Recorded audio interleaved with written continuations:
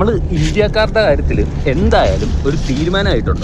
അതിതീവ്രമായ ഉഷ്ണതരംഗത്തിന്റെ പിടിയിലാണ് ഇന്ത്യയെന്നും വരും ആഴ്ചകളിൽ രാജ്യം ലോകത്തിലെ തന്നെ ഏറ്റവും ചൂടേറിയ പ്രദേശമായി മാറുമെന്നും ഇന്ത്യൻ കാലാവസ്ഥാ വകുപ്പ് IMD മുന്നറിയിപ്പ് നൽകിയിരിക്കുന്നു. രാജ്യത്തിന്റെ വിവിധ ഭാഗങ്ങളിൽ താപനില 45 ഡിഗ്രി സെൽഷ്യസിന് മുകളിൽ എത്താനാണ് സാധ്യത. രാജസ്ഥാൻ, ഉത്തർപ്രദേശ്, മധ്യപ്രദേശ് തുടങ്ങിയ സംസ്ഥാനങ്ങളിൽ ചൂട് 48 ഡിഗ്രി വരെ ഉയർന്നേക്കാം. അന്തരീക്ഷത്തിൽ രൂപപ്പെട്ടിരിക്കുന്ന ഹീറ്റ് ഡോം എന്ന പ്രതിഭാസമാണ് ഈ കഠിനമായ ചൂടിന് പ്രധാന കാരണമായി വിദഗ്ധർ ചൂണ്ടിക്കാട്ടുന്നത്. ഈ കഠിനമായ ചൂട് ജനങ്ങളുടെ ആരോഗ്യത്തെയും ദൈനംദിന ജീവിതത്തെയും ഗുരുതരമായി ബാധിക്കാനിടയുണ്ട്. അമിതമായ ചൂട് കാരണം ഡ്രൗട്ട്സ്, സൂര്യാഘാതം എന്നിവ ഉണ്ടാകാൻ സാധ്യതയുള്ളതിനാൽ ഉച്ച സമയങ്ങളിൽ പുറത്തിറങ്ങുന്നത് ഒഴിവാക്കണമെന്നും ധാരാളം വെള്ളം കുടിക്കണമെന്നും കാലാവസ്ഥാ വകുപ്പ് നിർദ്ദേശിക്കുന്നു. ആരോഗ്യ പ്രശ്നങ്ങൾക്ക് പുറമെ കാർഷിക മേഖലയെയും ഊർജ്ജ ഉപഭോഗത്തെയും ഈ താപനില പ്രതികൂലമായി ബാധിക്കും. ഗോതമ്പ് ഉൾപ്പെടെയുള്ള വിളകൾ നശിക്കാൻ ഇത് കാരണമായേക്കാം. ചൂട് കൂടുമ്പോൾ എയർ കണ്ടീഷണറുകളുടെയും മറ്റും ഉപയോഗം വർദ്ധിക്കുന്നത്